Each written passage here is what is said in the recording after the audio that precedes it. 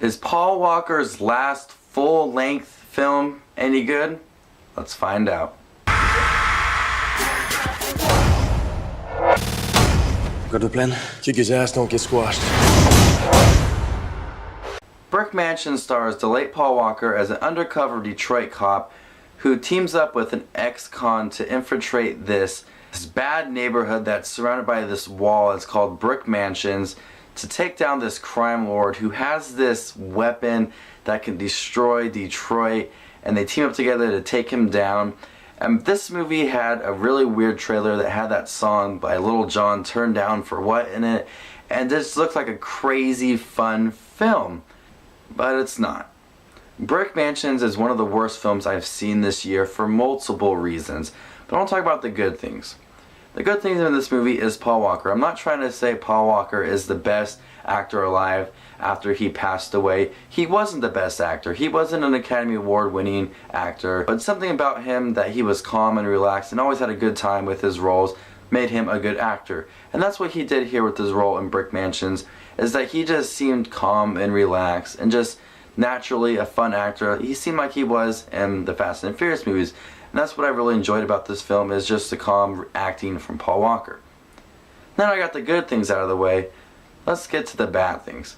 This movie had some of the worst editing I have ever seen out of any movie.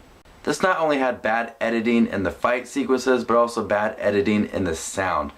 The sound was the worst thing in this film. It was like when someone punched someone, sometimes you never heard anything in this movie. There was one scene where I just thought, this is some of the worst sound editing ever, is when Paul Walker and the ex-con were driving this car and they crashed it into this truck surrounded by tires. You heard nothing. It was really bad.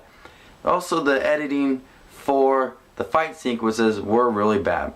David Belle does his own stunts in this film. He does a lot of parkour, and this is a remake of District B13, I believe it's called. And you don't get to see his style of parkour that well because the editing is so quick that you don't get to get a feel of how awesome this parkour is. If you took a long shot of each parkour scene, it would have been a lot different, and I would have different views on this film.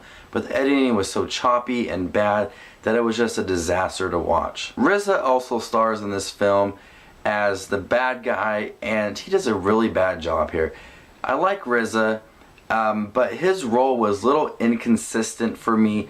He had this missile that was on top of his roof, and he wanted to blow up Detroit, but he also was very inconsistent on what his plans were with the rocket, and his henchmen were really bad actors, terrible actors. They just seemed like they just picked him off of the street and said, "You're going to be in this film, Brick Mansion, let's go." They also had some of the most ridiculous face expressions ever, and you can clearly tell them. Brick Mansions overall is one of the worst films I have seen this year, and it's really sad to say that Paul Walker's last full-length feature film is pretty bad. From the bad editing of the fight sequences, to the bad sound editing, to the bad villain, to the bad plot overall, this movie is terrible. I'm gonna go ahead and give this film an F. So this is Just Watch Movies with a review of Brick Mansion starring Paul Walker, David Belle, and RZA, and I'll see you later. Bye.